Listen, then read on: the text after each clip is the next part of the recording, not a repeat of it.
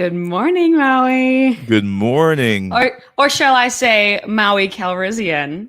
Good morning, General Kenobi. How are you? I am excellent. How are you? That's awesome. We have a name. We have a name for the show. Guys, welcome to Cantina Talk.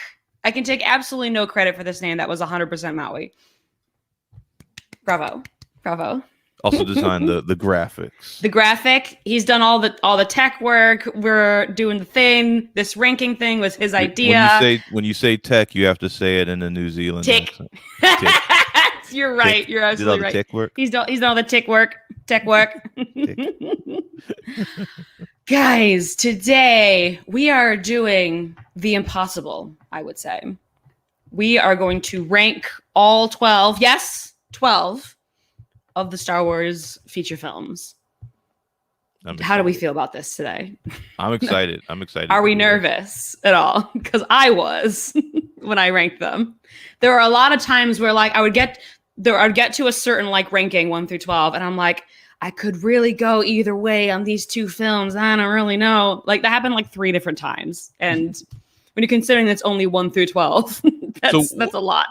So what was your criteria for ranking? So I came to a point where I had to ask myself, am I talking about what I like, or am I talking about quality? Because these are films that a lot of us grew up with, and et cetera, et cetera. We have a lot of like baggage that comes with that. And I had to force myself to think a bit more impartially. And so I went based on like what I believe to be quality. So rather than less than your personal opinion. Right. And less than what I thought of as a kid.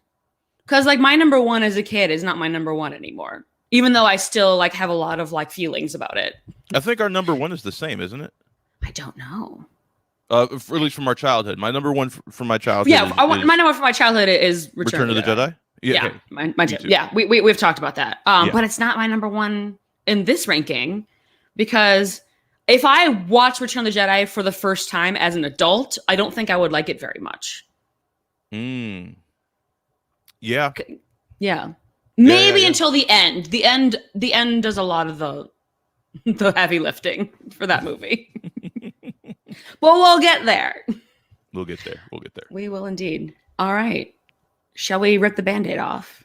Oh boy. Should we start with number 12? Oh, by the way, for those of you who aren't aware, we're saying 12 because we're doing the 9 of the Skywalker saga, Rogue One, Solo, and the Clone Wars movie. Which when Maui first posed this idea to me, I was like, 12? I'm talking about 12. He's like, the Clone Wars movie. I'm like, oh. It's a theatrical release. It's the 12 theatrical releases. Yeah. You're entirely correct. It just never crossed my mind. And it's funny because when I went back and I rewatched the Clone Wars movie for this purpose, and I'm scrolling through Disney Plus, and I'm going through like, the portion where they say movies. I'm like, where is it? And it's not there. It's under specials. I'm like, oh, that's I don't know about that. Yeah. But we'll call it a movie, You're right. It did come out in theaters, so whatever. Okay, right, here we go. So after you, General. Oh, thank you. Thank you very much. At number 12, the bottom of the basement, I have, are we surprised, The Rise of Skywalker. I have a graphic for that.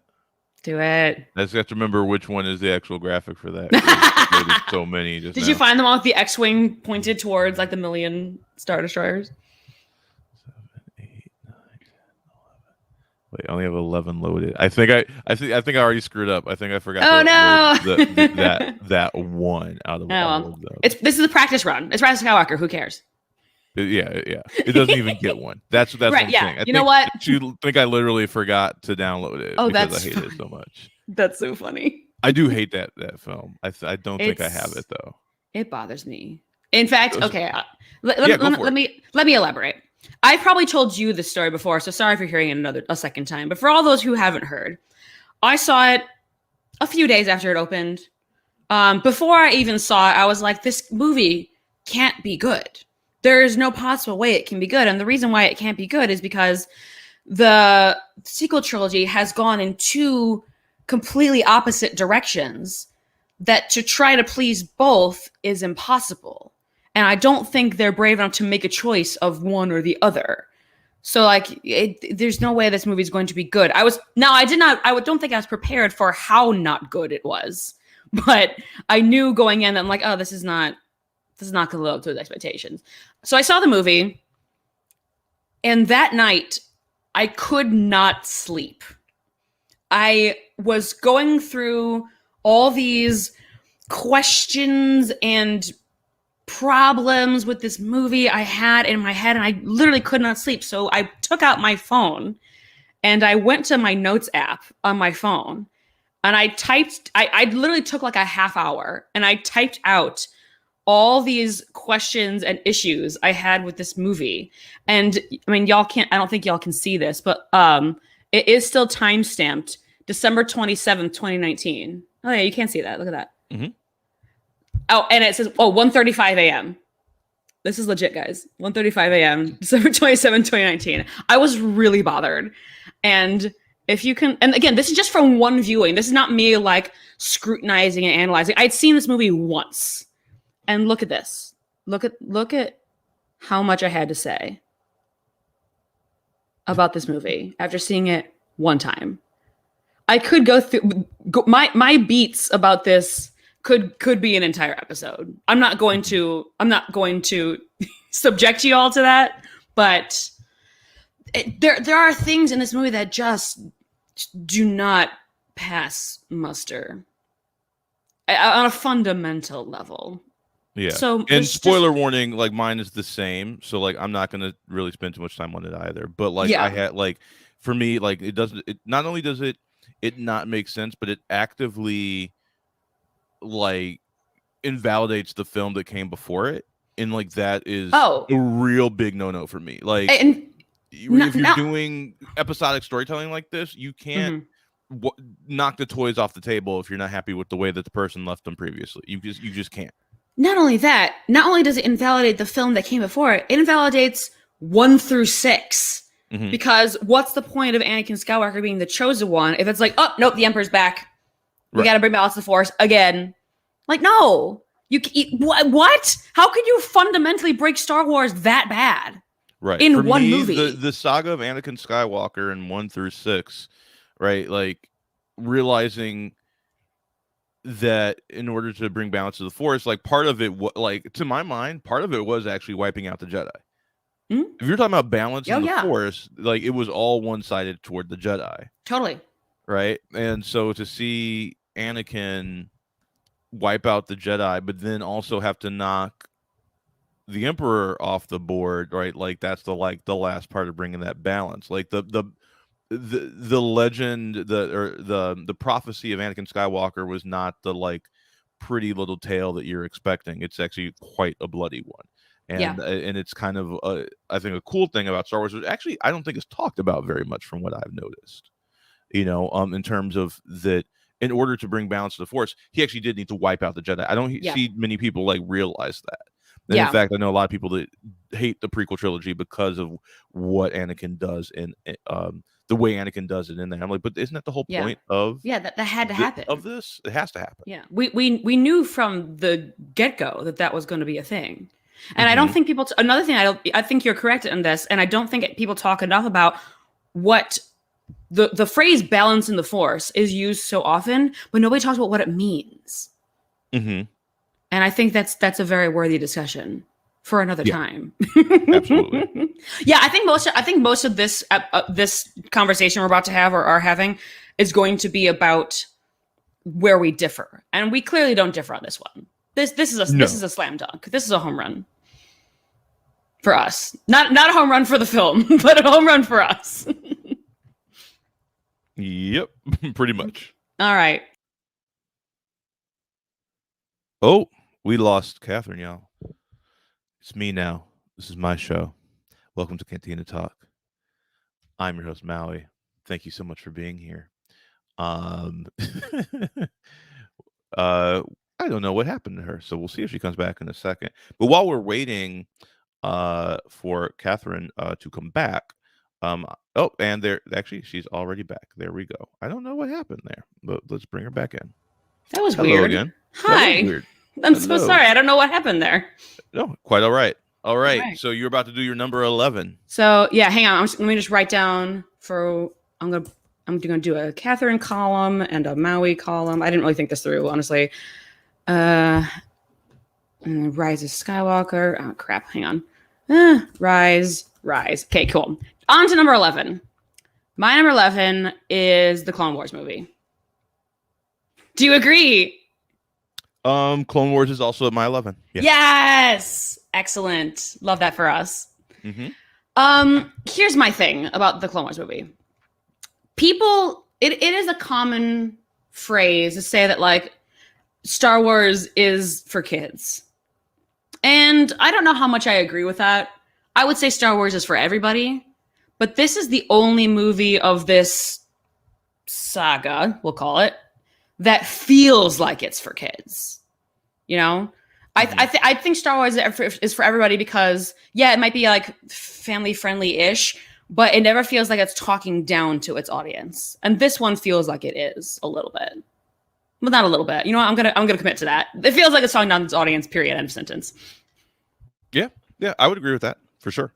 Yeah. I really don't have much to add to that. I think I mean, I enjoy the Clone Wars for what it is. Yeah. You know, if I'm comparing it to the storytelling that's happening in the main saga, or even, you know, Rogue One and Solo, it's just not there yet. I think if you had Filoni make a movie like now in this style, it probably would be near the top, because I feel like it'd be very different. Like his storytelling has grown exponentially over the years, especially with that property. Like the final season of Clone Wars, you could probably cut together a movie out of that would probably be in my top 3. I was thinking to myself, I love the last 4 episodes of Clone Wars. I consider that in my own mind to be a Star Wars movie, and I'm like, if the last 4 episodes of Clone Wars were a Star Wars movie, like where would it be on my rankings? It would be probably in like within my top 5, maybe. Yeah, I see. Maybe like top 5 somewhere in there. I think for me it'd be like top 3. I love it. I love it a lot. But that's again another conversation for another day. Okay. Cool. All right, number 10. I think this is where we're going to start to diverge. We'll see. What's your Maui, number 10? what's your number 10? I said my number 11 first, and now you say your number 10 first. I think this is the right one. I'm trying to make sure that I'm clicking the right one. My number 10 is Attack of the Clones. Really? Okay. Yeah. So that's really funny you should say that, because this was my first one where I'm like, I could go either way on this one, and Clones was one of the ones I was considering for the 10 spot, but I did not put it there. I put it at 9. Yeah. So Clones for me is the weakest of the prequel trilogy. Yeah. And I've never been a huge fan of it. I'm a fan of like the lore that it's put into the Star Wars universe, but in terms of the films themselves, I don't think they're well directed. I don't think they're well acted. Everybody is so wooden in them because they're and I get that they're all acting opposite, just like green screen and tennis balls, like to a ridiculous degree. Yeah, because Lucas was just like all in on the computer graphics on that, and I think that was a detriment, and the actors needed more to be able to act off of. So for those reasons, Attack of the Clones coming in low at 10 for me. All right. What about you? You're gonna be mad at me. This is where I put the Last Jedi. You must be idea. This is where I put the Last Jedi, and I didn't do that lightly. I didn't. Okay. I wrote more notes about the Last Jedi than I did about any other movie. So let me break it down for you. Last Jedi is just technically is better than like anything like technically like is a film that was shot is stronger than anything in the prequel trilogy. I completely agree with you, but that's not what I'm looking for necessarily. All right, look, I'm gonna start with the bad. I'm gonna go with the good. There are good things about this. Let me plead and my and before we case. started this, I want to also say, before we started this, you're like, oh, I don't hate it that it. much. I I don't hate it that much. hate You it. put it this low. Well, okay. Well, hang on though, because let me put the disclaimer. We love Star Wars so much that even number 10 out of 12 is not like horrible, okay? Like we love these movies so much that trying to pick out of these is really hard and painful, and decisions had to be made. But I had to put Last Jedi number 10, okay? Okay. Number one strike against Last Jedi, in my opinion, is that it much like Rise of Skywalker, honestly, it breaks basic lore. Like tracking through light speed or kamikaze holdo absolutely breaks any semblance of like these in space dogfights. If that works, ramming, light speed ramming, don't have any more space battles. Like you could just do that all the time and win. Well, but it destroys your ship. Yes, but you cannot tell me that the First Order / Empire / whoever you're battling against does not have enough fanaticism in its ranks that people aren't willing to do that for the win, especially when the rebels or whatever is a small enough faction that to disable some of their larger ships would completely devastate them. I disagree, but this whole thing is garbage. Space Leia bothers the crap out of me. That was my first inkling when I watched this movie in the theaters for the first time, where I was like, something is terribly wrong here. I'm like, okay, when it first happened, I'm like, okay, like this is like a nice little, tribute to Carrie Fisher, because by that point she had passed. I'm like, okay, this is like our way of like saying goodbye to her. Okay. And then she opened her eyes. I'm like, oh no, what is this? What is this nonsense? What's your problem with that? It makes no sense whatsoever. Yes, she has had some like Jedi training and stuff, but like she's not powerful enough to do that. How do you know? Because we didn't She's see in her the training. vacuum of space, for God's sake. How do you know how powerful she is? You haven't seen her training. Right. Exactly. I haven't seen her training. Therefore, there is no justification. She trained, and we know that like 2 decades have passed. Right, but she's not. But so she stopped her training 2 decades ago. We see that in the Rise of Skywalker. She stopped prematurely. 2 decades have passed when she ended her training, but like it's been how long since then? It's been like 30, 40 years. So she probably still had like at least a good 10 years of training, maybe. All I'm trying to say is, if we didn't see Anakin or anybody who's like super force sensitive do anything even remotely close to this, I'm not buying that Leia can do it. You've never seen them in that situation. No, I'm not saying this particular power specifically. I'm saying anything like remotely of the unbelievable level of this. To me, this and the force healing in Rise of Skywalker, I'll kind of lump this in the same category. Just make the force be like, I don't know, it's a thing that lets you do whatever you want.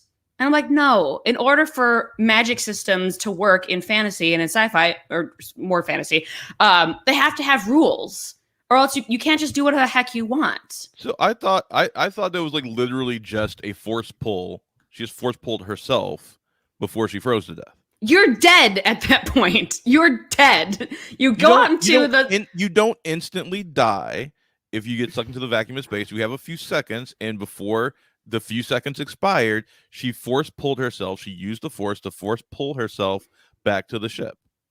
It just looks so silly. And again, I really do think it breaks. Out of commission for like the entire film. Right. No, and I do appreciate that. I do appreciate the original trilogy characters kind of stepping out of the way and letting the new characters take over. That I do like. I will say that. But and just to push back against the light speed ramming, like any plane could do that, but most people don't do that. Kamikaze fighters is a very, very rare thing. Right. But any plane, any ship technically could just ram into each other, but you don't do that because it destroys your ship, it destroys your crew, and your crew probably will be like, I'm not going to kill myself. The rebels don't do that because they don't have the numbers. The Empire has the numbers, and they have that kind of fanaticism where people would be willing to do that sort of thing.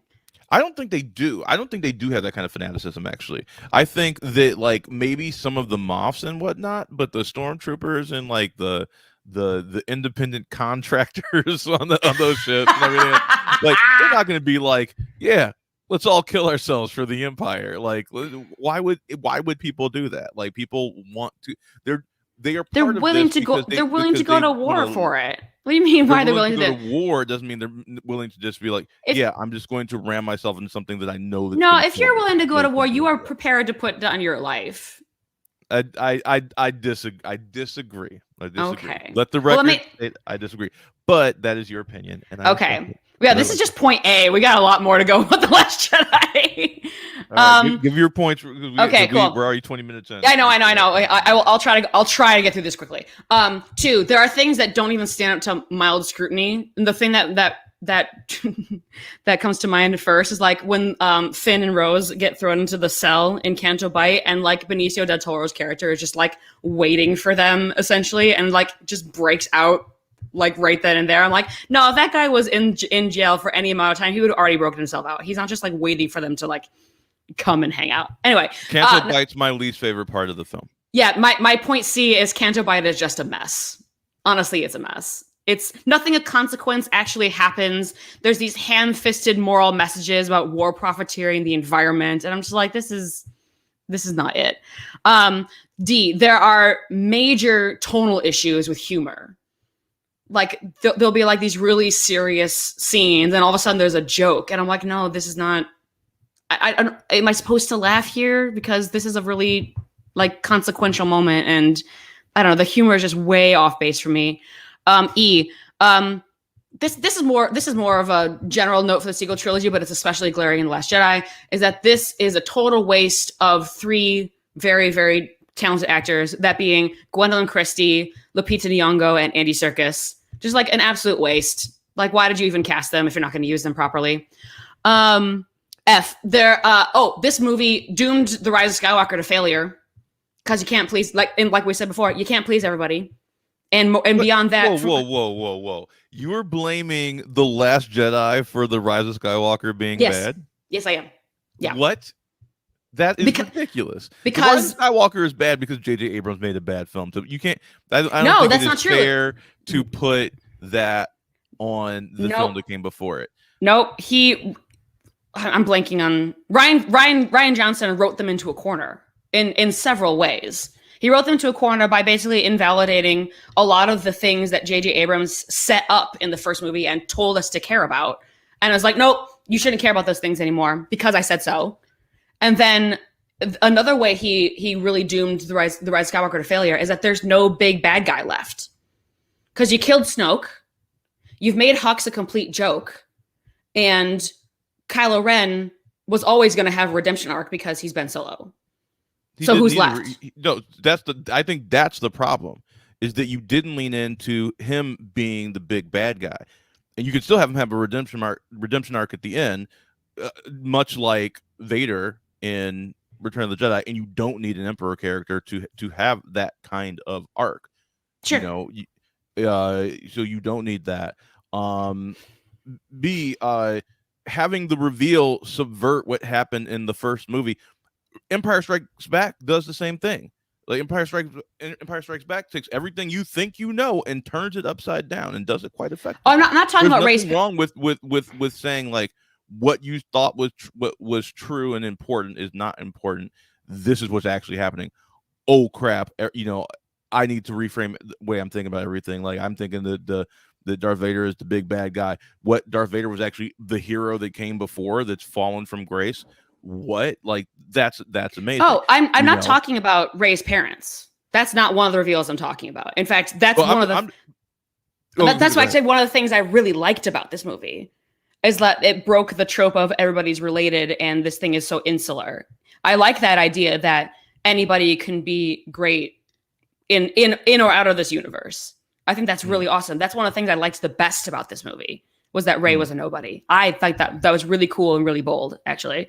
The things I'm talking about where, we're told to care about them and then they're like, no psych, is, building up Luke coming back. Who is Snoke and why is he so evil? I thought Luke's arc was awesome in this. I know. I don't. We were told to. We were told to care about these things, and I don't know. The pulling out the rug from underneath us left a really bad taste in my mouth. But what rug? Like Luke being broken? My thoughts about Luke in this movie are actually kind of complicated. But that was one thing that was built up and not handled super well, in my opinion. Like, I don't mind that he is broken based on the things that he's seen, but tonally and the reasons for it, I don't really follow. Okay. Well, we got a lot of movies. I know. Movies to go through. And we will eventually be doing a deep dive on each one where we'll kind of go through each of the films, so we can get way deeper into the weeds on them on that. But I think maybe I'm just gonna really quickly go through my last few points and then we'll move on. Okay.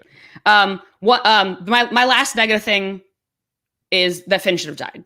It would have been a great ending to his arc, because he kind of dealt with his feelings about being a rebel. Who? Finn.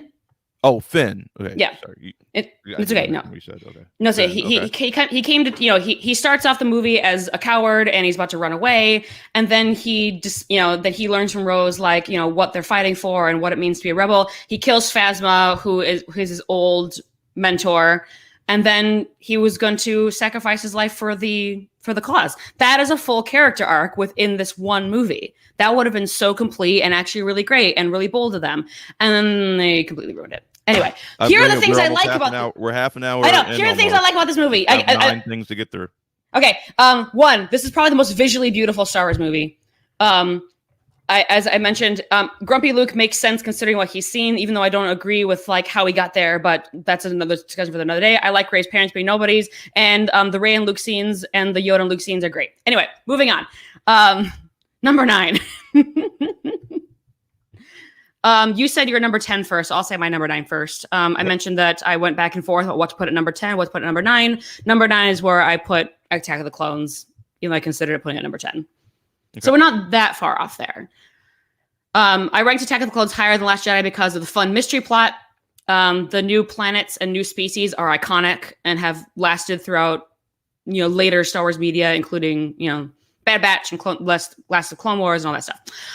Yoda fighting was everything I wanted to be in more. That's a moment in the theater that I'll never forget. People losing their minds when he drew his lightsaber. That was awesome.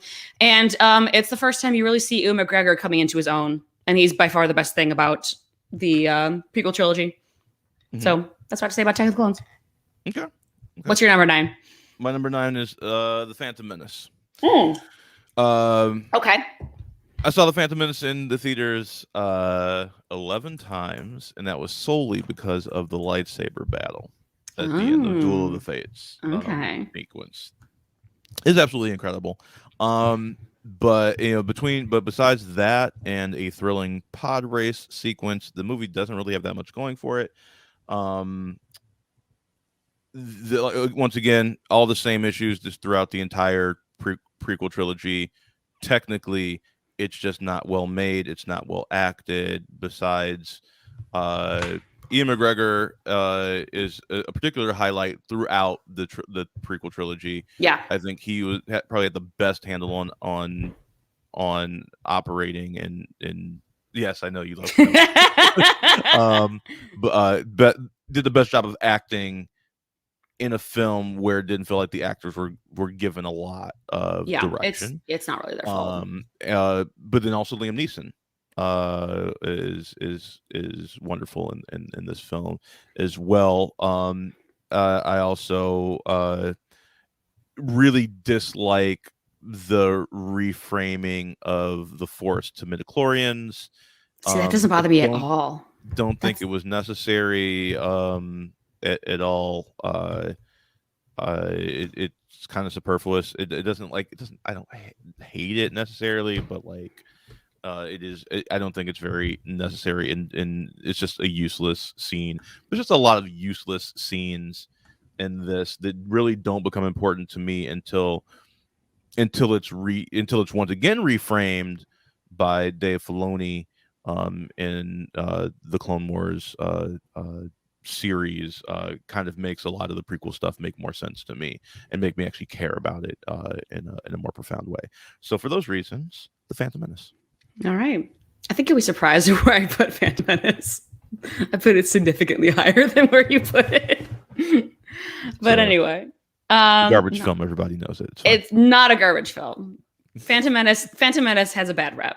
I'm not saying it's perfect by any stretch of the imagination, but I don't think it's as bad as everyone makes it out to be. Last Jedi is definitely better than it. That's for sure. Okay. Definitely.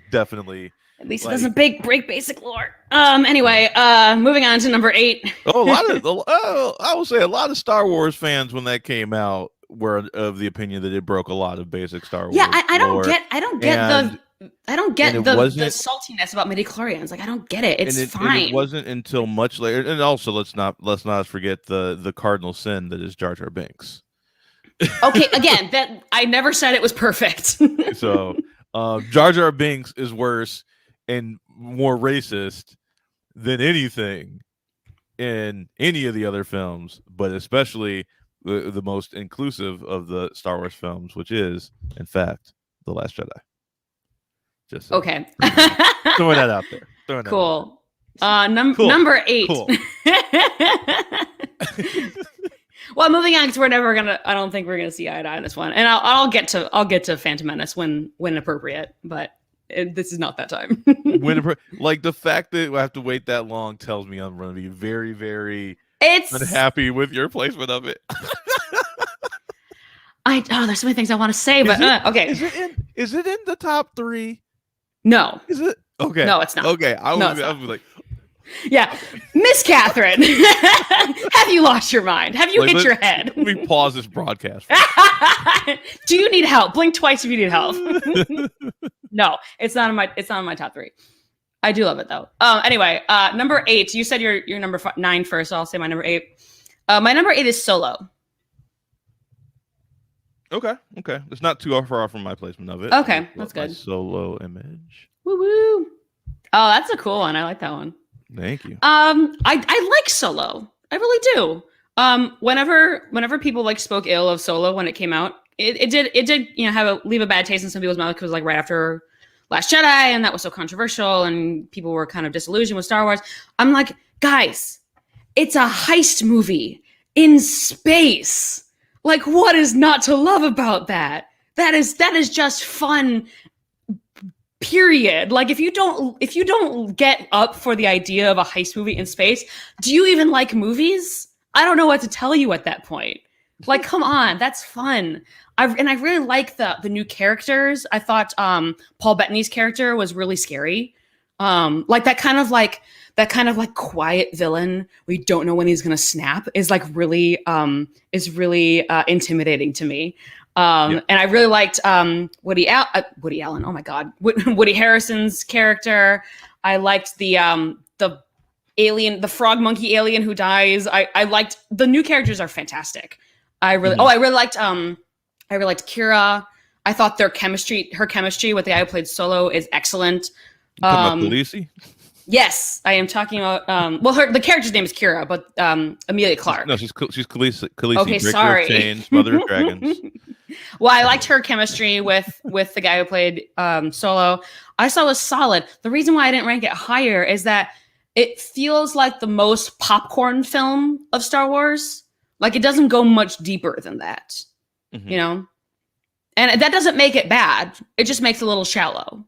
So that's why it's number 8 for me. Okay.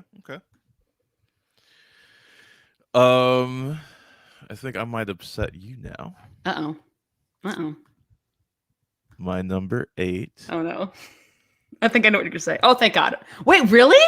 You ranked it that low? Is Revenge of the Sith. Oh, boy. Yikes. I like Revenge of the Sith. That's my favorite of the sequel, the prequel trilogy. Yeah. If Revenge is not your favorite of the prequel trilogy, I don't know what to tell you. Yeah, but like I said, all 3 of those films of episodes 1 through 3 have the same big, egregious flaw, which is, I think it's a poorly made film. And that is a big issue with me. Like the fact that George Lucas leaned so heavily on the computer graphics made everything kind of feel like weightless and inconsequential, which really messed up the action for me, and Mm-hmm. the strong push into more like Japanese sword styles was also strangely jarring, even though I did love it in Phantom Menace but after a while it kind of just wore off on me.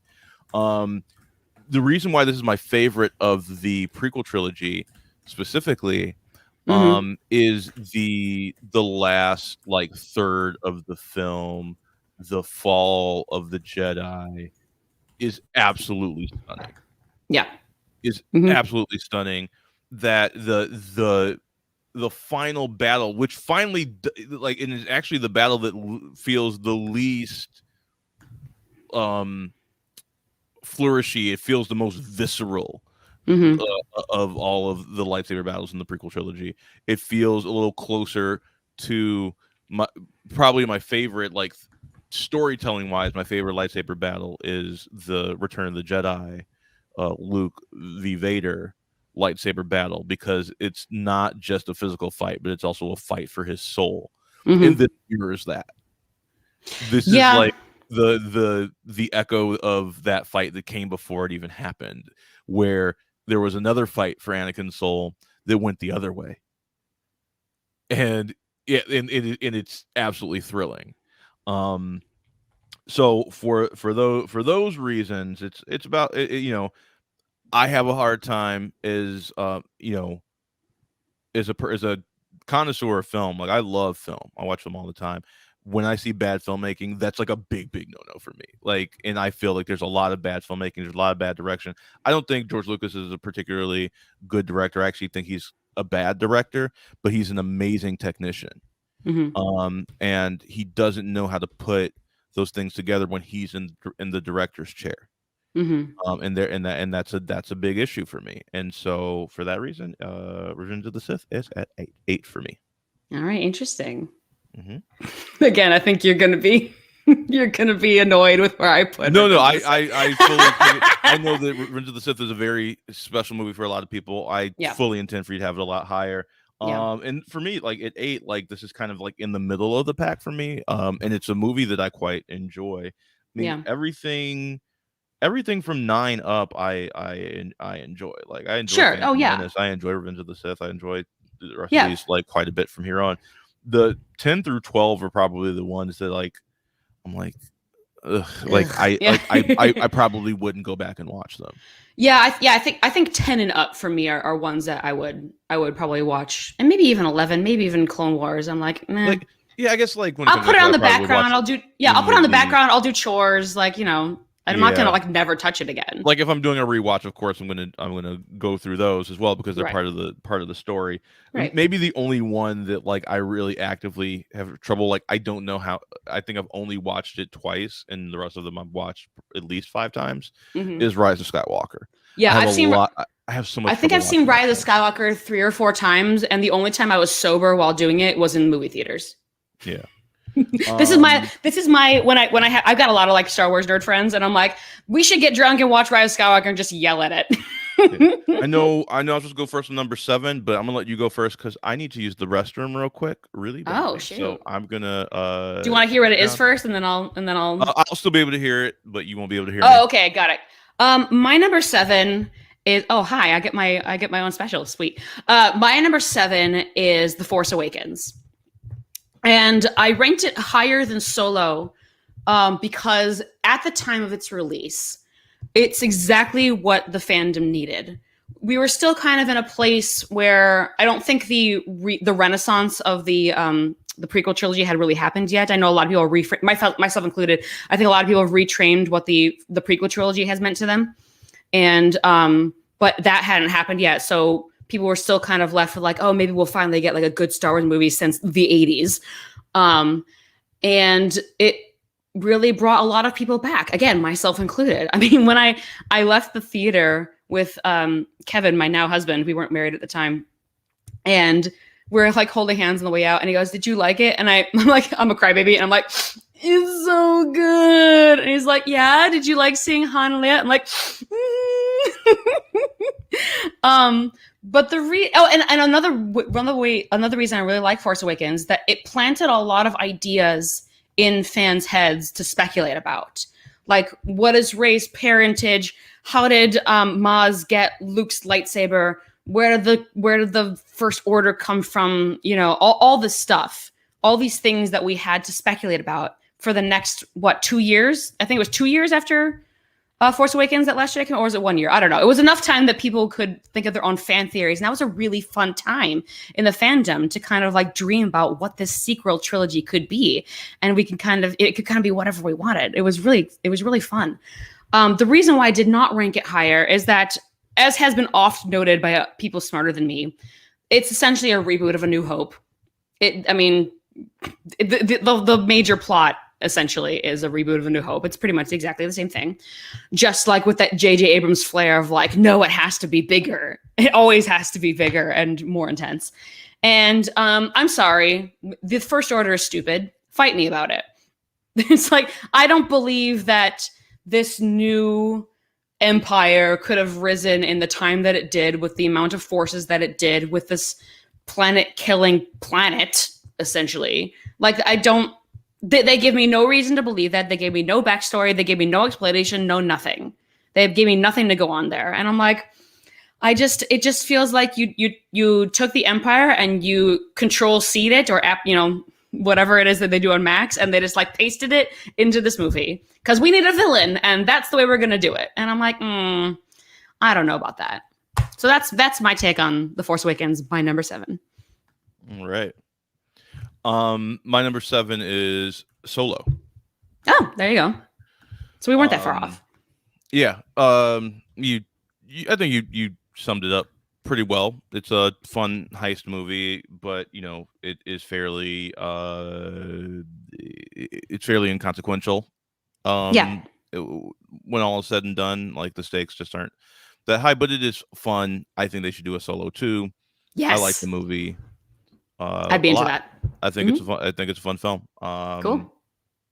I thought that it added a lot of fun characters that could become a really important part of Star Wars lore. Yeah. Especially Kira. I think Kira is like instant classic. I know that a lot of people love that character as well. Paul Bettany's character, Dryden Voss. Yes. Is a lot of fun, and I would love to see more of what's his group, Crimson Dawn. Yeah. I would love to see more of that, and like the criminal, like, underground. Like, I'm hoping in Book of Boba Fett we get like more like criminal, like, organizations, seeing various criminal organizations kind of going toe to toe. Agreed. With each other. So I'm kind of hoping we'll get that the villains you love to hate kind of vibe. Yeah. Cool. All right. What's your number 6? I said 7 first. You can say 6 first. No, because I'm 4 through 6. I am very torn on to the point where I still haven't decided. Really? Okay. Yeah. Well, you're not going to agree with my number 6 because you've already said this movie. My number 6 is The Phantom Menace. I'm okay with it being there. Yeah. I love Phantom Menace for a number of reasons. Number 1, up until this point, you got to remember this was the first prequel. This was the first movie we gotten since 1983. So our knowledge of Star Wars was this, at least what was canon, because Legends was never really canon. But our knowledge of Star Wars canon was this, and Episode took that and made it like this. There was so much to create. There was so much to explore, so much new stuff, in addition to the stuff that was familiar, like Tatooine. Just real quick, I will say that, like, we were under the assumption through the 80s and the 90s and the 2000s until the prequel trilogy and the sale to Disney happened, that the Legends stuff, that the expanded universe stuff was canon. No, I don't think so. I don't think that's true. For a long time, that stuff was not canon. A lot of fans were there under the assumption that stuff was canon, and we felt that it was decanonized. I don't think it was ever officially canon, though. I don't know if it was officially canon or not, but I know people were under the assumption that it was, in fact, in people's heads, because it was even referred to. It wasn't referred to as Legends until it wasn't until it used to be referred to as expanded universe. Right. But that was not like which was like an expansion the story, of the core Star Wars universe. And that stuff was fun to think about. and it was only decanonized if there was something explicitly that came out that contradicted it. Yeah, but it was never official Zahns, canon. Like Heir to the Empire, like everyone assumed that was canon for a very long time. And in fact, I know like the fandom, because like there was a whole big uproar when we were told that officially none of that stuff counts. Right, like, but there's a big uproar in the fandom because of that, because we were all under the assumption that all that stuff did count. Right, but there's a difference between what people consider canon in their own headcanon and what was official, and that stuff was never official. It's cool that people like assume that stuff happened in their own minds, but that was never like what Luke's film ever said. Well, it was muddy. It was muddy I don't think that's like true. We didn't. I do think because like we didn't talk about canon and non-canon stuff like in the way that we do now. Like we didn't even have those terms at that time. Well, right, because people were under the assumption like this is Star Wars stuff. This is officially licensed. This is part of the world. Well, right, because it's more complicated now. It's more complicated now, but like back then, like it was like, oh, this is just expanded. They're expanding on the universe. That's why they call it the expanded universe. This is a tangent. we need to get back to what we were doing. But anyhow, it really. Phantom Menace really took the universe and ran with it, and the grandeur and the spectacle of Phantom Menace is something I really appreciate. From the opulence of Naboo, both above and below water, and Coruscant, and the pod race, and the new fighting style with the Duel of the Fates fight. That being so acrobatic, you're really seeing the Jedi at their prime.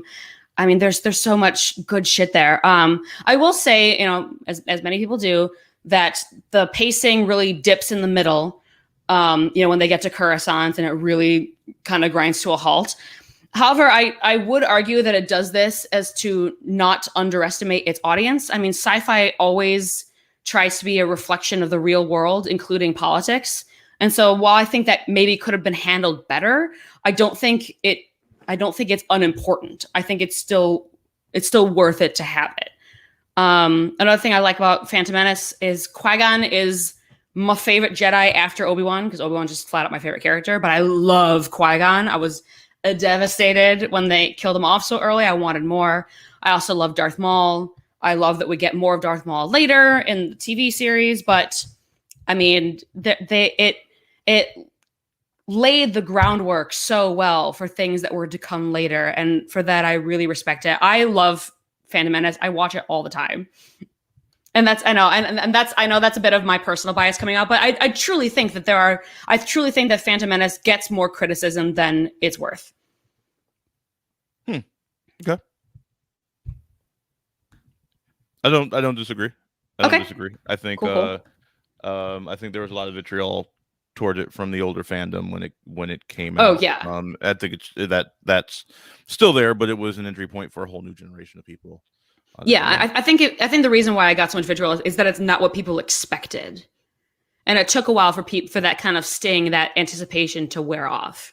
And I think now that it has, people are starting to appreciate it. They're not going to call it a masterpiece by any means, but I think they're appreciating it for what it brought to the table. I probably, if I were them, I probably would have shifted or maybe made the POV more explicitly through either. Probably through Obi-Wan. Mm-hmm. Like that movie feels very much like Qui-Gon's movie until he dies, and like I think part of the way you fix that is to reframe the focus character to be Obi-Wan the entire time. Have us exploring the universe, exploring the world through his eyes. Yeah.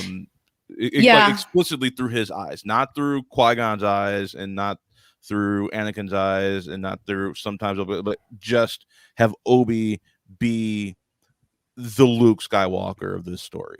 Yeah, and I think in kind of in the same vein, one thing I wish they did a lot more in this movie, and I don't know, kind of generally Star Wars, but this movie especially, is show don't tell. So like we hear that when the Trade Federation occupies Naboo, like they're rounding people up, people are in camps, they're treating them terribly, and like you don't really see that. Or like you hear like about the corruption in the Galactic Senate and the bureaucrats are in charge now. You hear that, you don't see that. So that really holds no weight. So there could have been more impact in a lot of places, I would say. Mm-hmm. I just want to say that there was a statement issued April 25th, 2014, that the only previously published materials that will be considered canon are the 6 films, the Clone Wars television series and films, and novels, where they align with what is seen on screen in Part 1 of the short story Blade Squadron. Meanwhile, the expanded universe is no longer considered canon and will be retermed as the Legends brand. So it was considered canon prior to 2014. Okay. Yeah. So, and that, because like I remember like a lot of the fandom like being like heartbroken over that. Yeah, because they invested a lot of time and energy into those stories. Which to my response to that was like, those stories still exist. Yeah, they're still yours. To love. Right. It doesn't. They didn't stop publishing them. Them not valid. It was right. They're not coming in your home and taking them and burning them. This is not Nazi Germany. Right. Yeah. Where are we at now? What number are we on? We are at number 6. Number 6. Okay, I think I finally, because I had to make a decision. These 3 are so close. Okay, interesting. For me in my head, that it was really hard to rank them. But at 6 is The Force Awakens. Okay, so we flip flop there. Yep, 6 is The Force Awakens. I love this film. Mm-hmm. I like, from here on out, every film I freaking love. Sure. Yeah, absolutely. I think technically that because J.J. Abrams is a really good technical director. So I think, and also from here on out, like I love the direction on each of these films as well. Everything from here down, I think, had uninspired or just bad technical direction. This is from here on up. I think everything has pretty strong, except with one exception, which I'll get into. Okay. The introduction of Rey and Finn is wonderful. Poe felt like an afterthought. I was not sure why he was there. Always did for like the opening scene. Yeah, I felt like they really screwed up that character. And what actually one of my and I'll get into that one a little bit later. But yeah. So, but overall, I just really enjoy this film. It's not offensive at all. It just does the thing, and it does it well. And it did a great job of like reigniting my passion for Star Wars. Yeah, it did that for a lot of people. Yeah, it really did. So that's all I got to say about that. Cool. I'll go first on 5. Number 5. Here we go. Top 5. We made it. Top 5. Let's go. Welcome to The Last Jedi. Ah, fucking Welcome to The Last Jedi. Let me tell you about what's amazing about The Last Jedi. God. All right, tell me.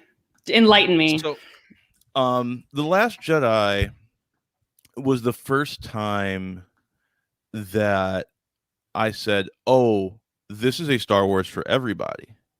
Like, this is truly a Star Wars for everybody. It is so thoughtful.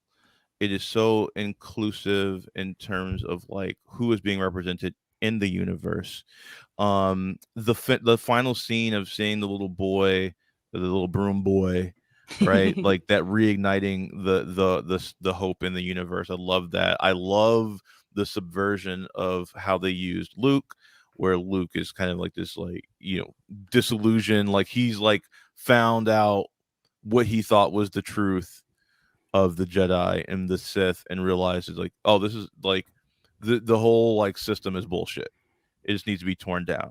Like this I felt like this movie was like made for me, right? My worldview, my dissatisfaction with this country, my dissatisfaction with people in power. I felt like this was really speaking to some really wonderful, deep political themes that Star Wars has always done, but I felt like in that realm, this does it better and more thoughtfully than most of them. The Red Room lightsaber battle dethroned Duel of the Fates, which was my favorite for a long time. The Red Room throne room battle is friggin' awesome. It is gorgeous. It is stunning. Don't shake your head. This is my opinion. No, I'm not saying that you think it's the best. I think it's the best. That's why I'm being silent. Yo, you're shaking your head. I'm allowed to shake my head. I'm allowed to shake my head. I'm not saying anything. I'm not saying it is the best. I say it is my favorite. Okay. My favorite lightsaber. Okay. I didn't say you're not allowed. It's my favorite lightsaber. It was Duel of the Fates for a very long time, but the Red Room sequence dethroned it and it became my favorite. I love that fight scene. And I love the light speed ramming. I think that is visually stunning as well. Like I love that like stark image of like the white cutting through the black. Oh, it's visually beautiful. Yeah. Love that as well. I have no issue with the suicide tactic that Holdo does there. I think it's wonderful. A wonderful sacrifice. My issues with it, I don't understand why. Well, I do understand, and it's the hand of the writer. You're seeing like the hand of the writer and like Holdo just like the way that she's withholding information. It's just it's a hard pill to swallow. Like why is she being why wouldn't she just tell him just to shut him up? But also I recognize that that's partially because I felt like that story was about male hero characters wrestling with their masculinity. Is what I felt was like a big through line for all of the male characters in the film, that they were wrestling with their masculinity, with the toxicity of their masculinity, and we're seeing how each of them kind of reconcile with it throughout the course of the film. And Poe does not do a good job. Does not do a good job with it. Say the least. To say the least. I don't think Finn does a very good job with it either. I am happy that Rose like stopped him because like he wasn't going to do anything by flying into that thing. Like he wasn't going to stop anything like in that little crappy little thing. It was ridiculous for him to think that he could do it. Once they saw that they were lost, she was absolutely right to say like, you idiot, what are you doing? You're trying to like, you're trying to die, but like you're not going to change anything with that death. Don't be an idiot. Rose Tico is one of my favorite characters, and one of the reasons that Rise of Skywalker is at the bottom is because of the erasure of Rose Tico. Yeah, totally. And they replaced her with like a white man, right? With like Charlie from Lost. John Monahan. Mary from and even he didn't do anything. He had like 2 lines. Right, but like those were lines that obviously should have been Rose's lines. You know what I mean? Like it was like, why are you here? Like there's no reason for you to be here. Like there's no reason for you to be here. We have plenty of characters established that could be giving us this exposition. You have no reason to be talking in this movie right now, besides the fact that you're friends with J.J. Abrams. So yeah, it's not a perfect film. But I think it's a hugely ambitious film, and I think a lot of those ambitions largely pay off. And so for those reasons, The Last Jedi is at 5 for me. And I'll pass it back to you for your top 5. My number 5, the bottom of my top 5, but top 5 nonetheless, is Return of the Jedi. We have talked about this, where if you look at Return of the Jedi in any logical way, especially the Jabba sequence, it does kind of fall apart a little bit. Like, what was this plan exactly? But it is a return to form. I mean, it does feel like it's very classic Star Wars. With the action and the characters and all that stuff. Maybe it's because I discovered Return of the Jedi as a kid. The Ewoks never bothered me. I actually kind of like that idea that it really is the purest form of rebellion, when you're basically thumbing your nose at this giant war machine, and all you have is like sticks and logs and rope and so on. I think what really pushes Return of the Jedi into the top 5 for me is the last half hour or so. I mean, that throne room sequence is a masterpiece. There is nothing I would change about that. It really does a lot of the heavy lifting for this film, and I'm willing to recognize that. That's why I don't have it higher, and that's why I don't think it's my favorite Star Wars movie anymore. But I think there's a lot to love about Return of the Jedi. I love that. My number 4 is Return of the Jedi. Oh, there you go. And like literally for all the same reasons you said, like I Yeah. recognize that like maybe like the first act is a little all over the place. It is. Whatnot. This was my like one exception for that. Like I think the direction is like beautiful in these movies from here on out. Yeah. Except for this one. Oh, really? This one, it's uneven. Like it's good. It's very serviceable. But it elevates in the third act. For me. Exponentially. Exponentially. And I have no problems with the Ewoks either. This was one of the first movies I'd ever seen. Mm-hmm. This came out in 83. Mm-hmm. I want to say so. It was like 2. Yeah, it's 83. Right, I was 2 when this came out. Aw. And so, like for me, like Ewoks were like the coolest things ever. And so, like they never felt wrong to me. And as an adult, they still don't feel wrong to me. I see the Ewoks and I feel like a kid again. Mm-hmm. I understand that it makes no sense that these little guys who, waddle around, they're basically like giant teddy bears, could take down, AT-ATs and ATSTs and all this. Mm-hmm. Like that's ridiculous. Obviously, I get it. Yeah. Still love them. I don't care. Yeah, I don't care. I don't care. I don't care. I just don't care. Yeah, I really just don't have a lot to say because like even like the opening sequence is just fun. It is like, fun. Even if it doesn't like make the most sense, it's fun. The characters are all together, which we didn't have in the second film. They're like, separated, and to see them all together again is wonderful because we have the subversion in the second one, and then we bring the gang back together for the third. And if I can expand on that, the tension of the first act builds wonderfully. Mm-hmm. Like it starts at here, and then as each character kind of comes in, it ranks up and it ranks up, but it ranks up. Yeah. And then just like Han waking up and not being around for a couple of years. So like Han is us in his opening sequence. Yeah. And like he's like, "What? Luke's a Jedi Knight. What is happening? What are you talking?" Yeah, he's so incredulous. And then like Luke comes in like just the coolest dude on the planet. He's not phased at all. Hey, look, if you don't give me my friend, I'm gonna murder all. You're like, who is this? Like, what happened to like going to Tosche Station to pick up power converters? It's dark, and it's like dark Luke. It's like, yeah. He's like, he is all about it. Yeah.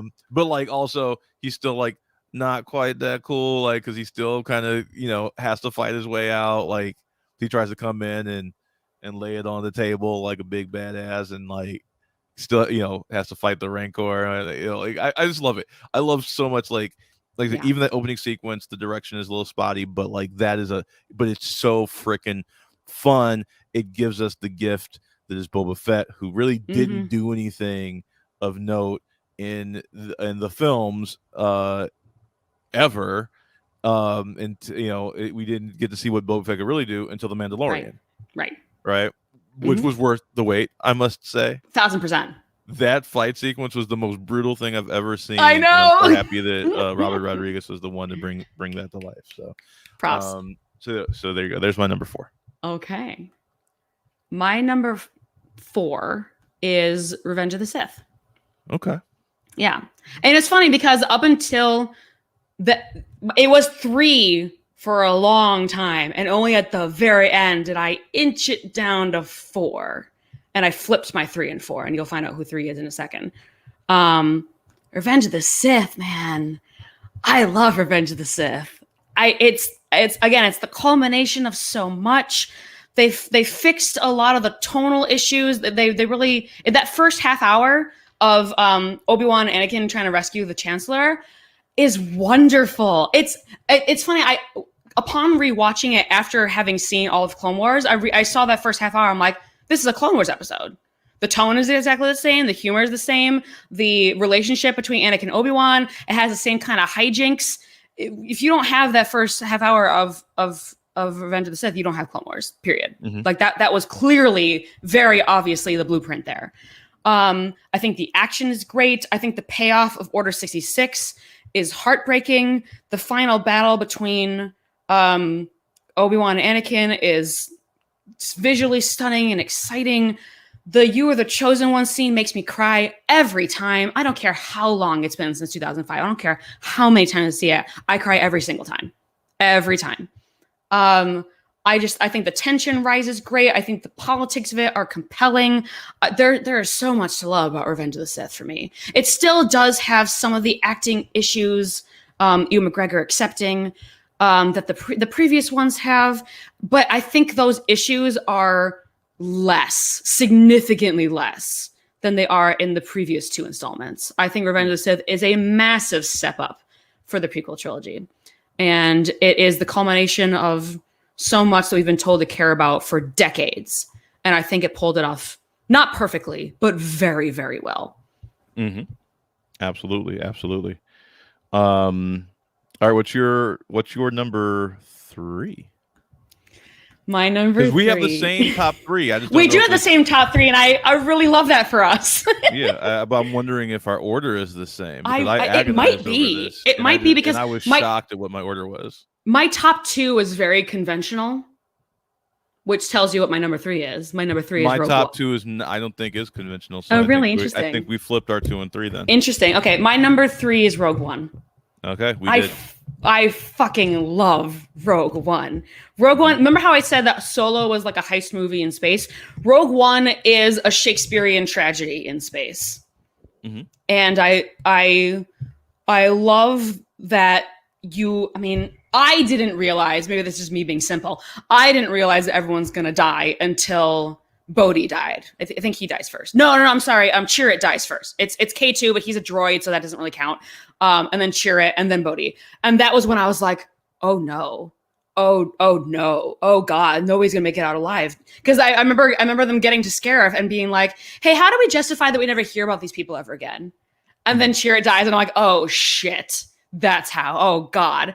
And I'm for those of you who don't know me, I am a big Shakespeare nerd. I love the tragedies. And in a weird way, I kind of love how they break your heart. They set up these characters and they set up this conflict, and then they're like, this is not going to turn out the way you think it is. And I think that's compelling, and I think that's great storytelling, even if it's sad. I love the characters. I love the humor. K2 is MVP for sure. I love that it shows the infancy of the rebellion. I love Scarif as a planet. I just love even the dialogue. I mean, Star Wars is not known for its dialogue. There is some great dialogue in Rogue One. I love Rogue One. End of story. Yep. Sorry, 1 second. No, go for it. By the way, I've been writing down our rankings, and I'm putting point values to them. So like each of our Rise of Skywalker got 1 point for both of us because at the bottom all the way to 12, and I'm like adding up all of our totals for each film to do the definitive Cantina Talk Star Wars film ranking. Yes. My number 3 is A New Hope. Okay. Cute. Love that. So, wow. Perfect start to this world. It's a wonderful entry point. It is a perfect hero's journey. I just love it. I just think it's fun. It's just such a great introduction. Luke is like super whiny in this movie, which has like worn on me over the years a little bit. See, that's never bothered me. Okay, interesting. He just gets on my nerves in this movie. But Han Solo is like the coolest dude on the planet. Yeah. Love that for him. As much as I love this movie, though, the lightsaber stuff is just super bad because they hadn't figured out how to do it yet, right? So like, and then also you had Alec Guinness, well, if you think about it from a guy in a big like hard plastic suit, right? Yeah, and if you think about it from a story structure, this is like an old ass Jedi versus a half man, half droid person. Like, it's not gonna be Duel of the Fates worthy choreography here, but because of technological advances, we could do that, and so that's why we can see Yoda can bounce around like a pinball when he like fills himself with the Force, or like Dooku could like jump all over the place. We don't get that in this because this was made in the 1970s, right? So I get that, right? Yeah. Okay. Cool. I'm so curious. So that is my number 3. It is wonderful. And yeah, I think it is the strongest beginning of like the 3 like trilogies. Mm-hmm. It's the strongest beginning. Sure. Of those 3. Yeah, no doubt. So there you go. There's my number 3. All right. What's your number 2? My number 2 is Rogue One. Okay. So we did flip-flop. Okay, interesting. My number 2 is Rogue One. I think Rogue One is it is Star Wars' take on the gritty war film. Yep. It is a tragedy in 3 acts. And like everyone's dying. Mm-hmm. Like everyone that is important in this film, you just watch die. Yeah. Right. And you're watching like people in her life dying around her, and you're seeing her come to a realization that like, I'm not going to make it through this. These are the people that we see in the background of the films, and they're being given the spotlight, but it's going to end in tragedy. Yeah. And the moment on the beach at the end with her and Cassian. Oh my God. Like, just breaks my heart, because that could have easily been turned into like a big grand love story. I like that it didn't though. And it didn't. It was just like 2 people that were just like, we're gonna die, but in this moment we're not alone. Yes. And that's it. And that's it. And that's so sweet. It's so simple and poetic. Yeah. I agree wholeheartedly. This is a perfectly directed film. Mm-hmm. It knows exactly what it is. It knows exactly what it's doing. Mm-hmm. All the characters are instantly iconic. Yes. Right? Like Chirrut Bays are just amazing. Mm-hmm. They even in this like we've been like super OG like Star Wars, like Guardians of the Wills. Mm-hmm. All right, like so like even like just weaving in and recanonizing super deep cut Star Wars lore is amazing, right? Like it's just like I like this very nearly was my number 1.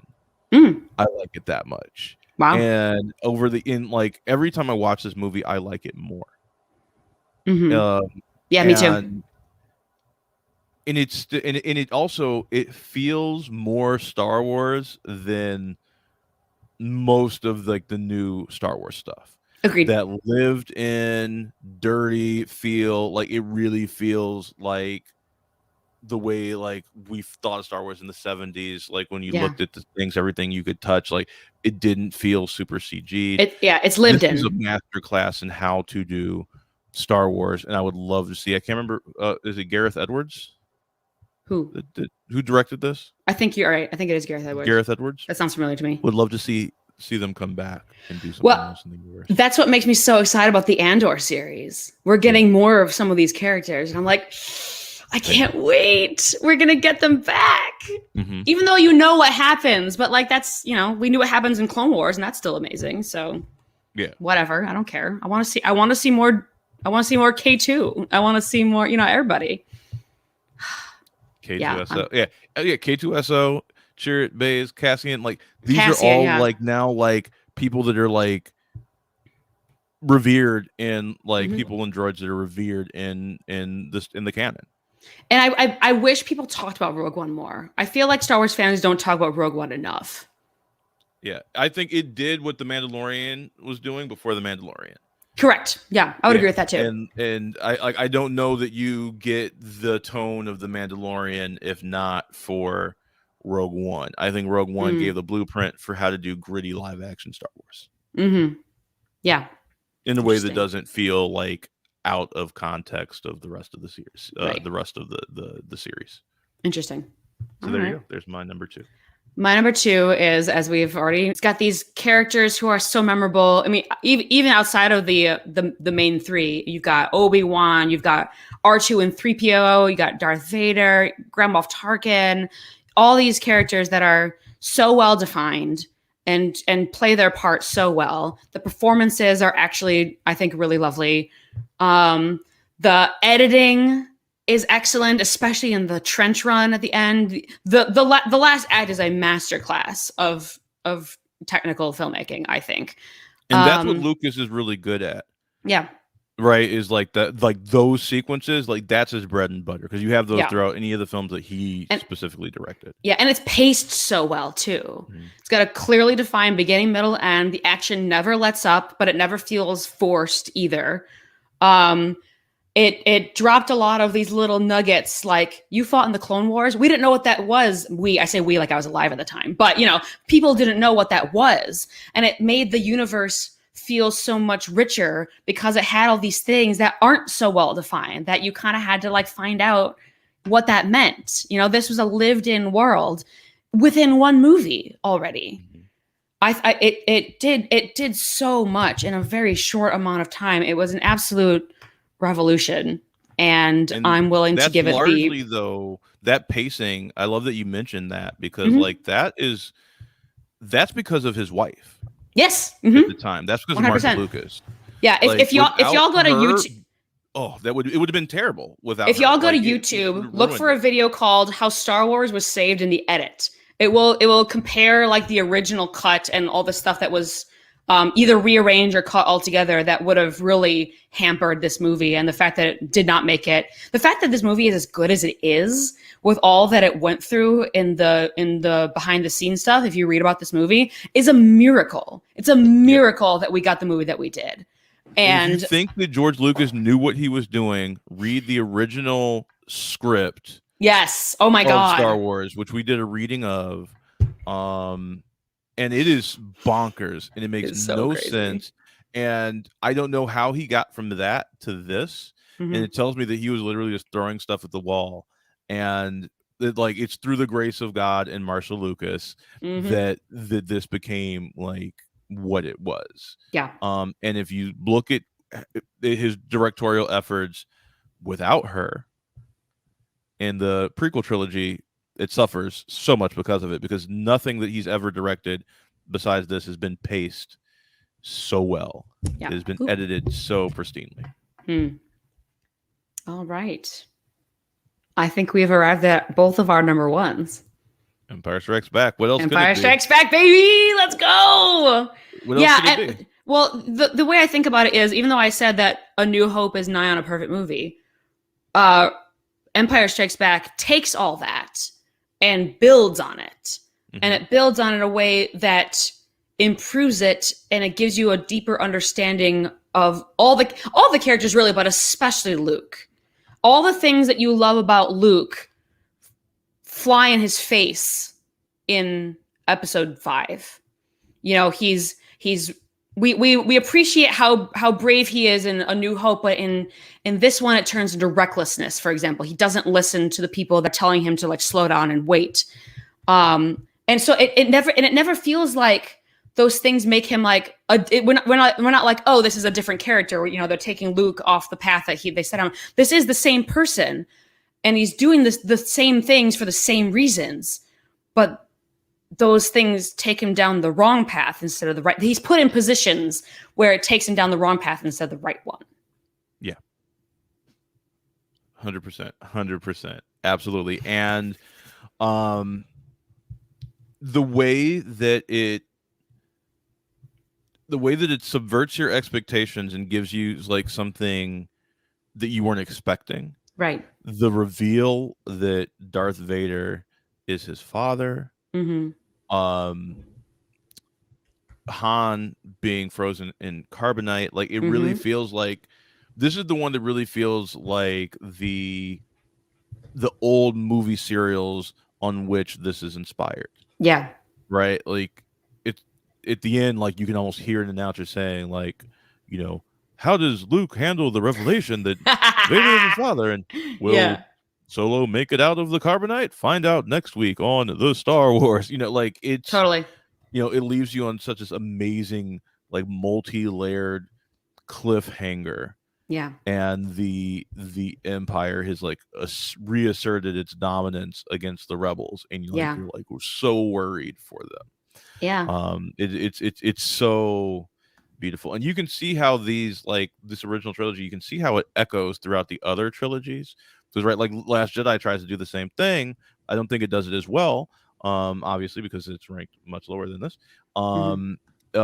Where like the Empire reasserts itself, right? Like this is like trilogy 101. The original Star Wars trilogy is trilogy 101. It is and it also it is a singular vision. Like Lucas works closely with everybody in this original trilogy, I think, but he had people in the room that were like great writers as well, whereas I think I really wish he had like Kasdan in the room with him on Revenge of the Sith, right? Like how, like, can you like imagine like what that would have been like with the Empire Strikes Back crew, like writing like and directing team on that movie, with the bones of what he came up with, the story he came up with, which is a wonderful story.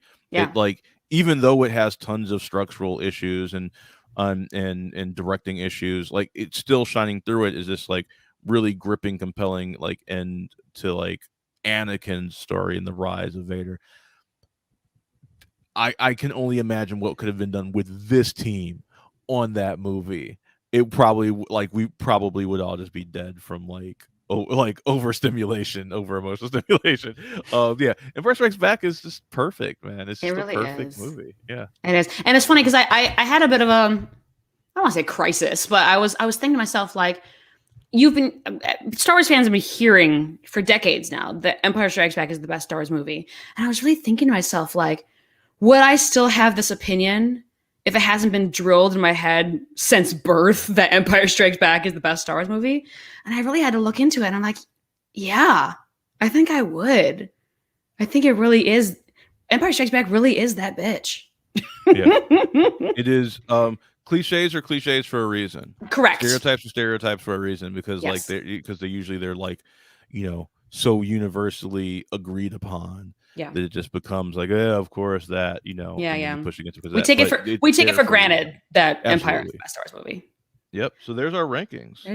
Do you want the official totals? So did you put like give 12 points to the number one? Mm-hmm. Okay, so right. So for example, Rise of Skywalker has 2 points because we each rated the lowest. So each of us gave it 1 point essentially. So Rise is at the bottom. Rise at the bottom with 2 points. And we both said Clone Wars is our number 11, so that gets 4 points because we each gave it 2 points. Attack of the Clones comes in next at 7 points. From there, we have a 3-way tie. So are we saying that that's a tier then? So that's the lowest tier? I guess, yeah. We'll call that, Those 3 are like the low tier. We'll call that a tier. And then we can call the next 3 a tier because they all have the exact same score. Coming in at 11 points is Solo, The Phantom Menace, and The Last Jedi. Because, we even each other out. I ranked it lower and you ranked it higher. So that's so interesting. Mm-hmm. Like, I feel like that our differing opinions complemented each other, and turned it into probably what would be a pretty standardized ranking. I feel like, because and same thing for Phantom Menace. Like, I ranked Phantom Menace a little bit higher, and you ranked it a little bit lower, but we kind of like even each other out. Then above the 11-point tier, coming in at 13, is Force Awakens. I put it at 6, and you put it at 7.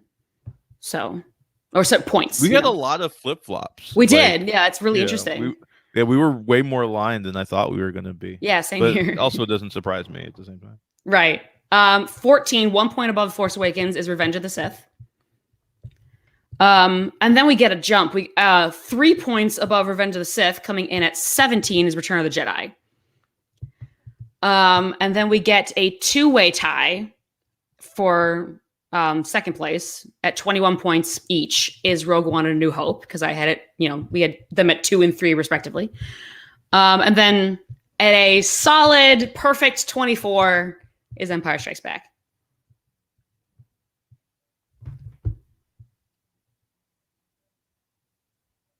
Are you tearing them right now?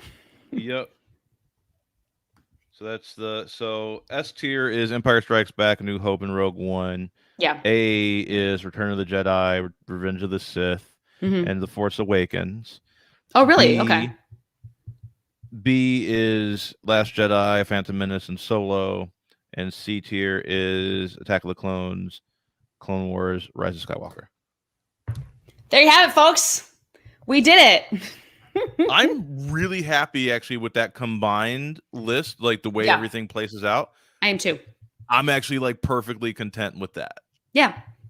Yeah, I completely agree. Like it's like a perfect mix of like my personal opinions plus like just like where they're at like technically and where they're at like I feel like in the zeitgeist. Yes. I feel like that tiering kind of pretty accurately represents it in my eyes. But like I would be very curious to see what other people are going to think of this. Yes. Rogue One I think might get pushed back being in that S tier by some people. Like I know a few people that do not like Rogue One, and it baffles me. I do too. Me too. I can't wrap my head around it. Honestly, my sister is one of those people who like. Really? Like almost, yeah. My I have 2 sisters. My older sister particularly is the one that doesn't. I'm like, how? Like, she like almost walked out. I'm like, what are you talking about? This movie's incredible. It blows my mind. It's a well-made film. Like even if you don't like that kind of film, like it just feels like a well-made film. It doesn't like waste time. It doesn't drag ever. Like that's shocking to me. Yeah, I know. Yeah, If you realize that a film isn't for you, I think you can realize when it's well done. Yeah. Huh. Yeah. I don't know. I don't get it. So what do we got coming up next on Cantina Talk? What are we gonna do next? I don't know. What are we gonna do next? We hadn't really thought about it. Are we gonna do like our deep dives? We have our deep dives, but we also have Star Wars Visions coming out soon. That is true. That coming out next week? I thought that was not till September. Is it not till September? Yeah. So we can start on some of our deep dives. Where do we want to start? Do we want to start with how we have them ranked? I think we should do them in order. No, let's do them. I think we can do them in our rank order. Okay. So now that we have our tier ranking, we'll start with the crap. Yeah, we can start out. Have a little fun with it. Yeah, we can bitch about Rise of Skywalker. We can bitch about Rise of Skywalker. All right, I'll watch it. I can't wait. I'm gonna keep my notes. I'm keeping this note from my notes app from 2019. We're gonna go through it line by line. All right, just we'll start with complain about it. So coming up, we have some deep dives coming up. We will pepper them in between Star Wars Vision reviews as well, as we have those coming up. So we probably won't get through all of them right away. We'll have to figure out how we're going to balance those. Maybe we'll do for Vision some shorter form reviews before we get into our deep dives, something like that. But we'll have to figure that out. Let us know what you would like us to cover in the Star Wars universe. Would you like just like weekly news updates? Would you like us to break news? Would you like us to just kind of delve into lore? We're doing these deep dives into the movies. We can do deep dives into books. There's all sorts of fun stuff that we could do. We could also talk about like we ranked movies. We can talk about characters as well. We can do So I would love to do that. A tier list of like the best, Star Wars characters. If we have like agreed upon pool of characters from like the OG trilogy, prequel trilogy, sequel trilogy, like maybe tier all 3. Yeah, that could be fun. Yeah, you pick like a handful from each like era and say who's your favorite. Although there are some people that kind of span multiples, so that'd be interesting to talk about. Yeah, to see where because like Kenobi would be tiered in both. I think he tiers much higher in one and not as high in another. Sure. Well, he comes But out. still- He's in a Force Ghost for 2/3 of it. So. Right. But He doesn't still, feel like, that probably much. wouldn't be super low for me. But No. like, you I would know, agree with that. still an awesome character, and he's Yeah. wonderful. He's like, you know, an acting highlight in the New Hope for sure. Yeah. Much to look forward to. Much to discuss. Yeah, cool. Thanks right. everybody for checking it out. Also, be sure to check out our other shows. The Dope. We have a debate club that we're doing on the Dope. Actually, it should already be up by the time this is out. So on the Dope, we have a debate that we just did. Debate Civil War. It is Team Iron Man versus Team Cap. Ooh. They're arguing it not from like outside of the film, but from within the fiction of the film. They're arguing the finer points of the Sokovia Accords. I'm actually super excited for it. It's going to be really fun. We're going to talk about, you know, should superheroes be registered? You know, the causality that Vision mentions, things like that. It's going to be a lot of fun. So be sure to check out Dope Debate Club. We have two awesome women that will be bringing their teams into battle, and they're both redheads, so this is a ginger v ginger battle that we have going on as well. So be sure to check that out, and as always, buy my book. I don't have it next to me at the moment. I usually do have it like right on hand so I can show it at the end, but buy Hi, I'm Ella at everydaywithella.com. Thank you very much. Have a great day, everybody. May the Force be with y'all. Ooh, always.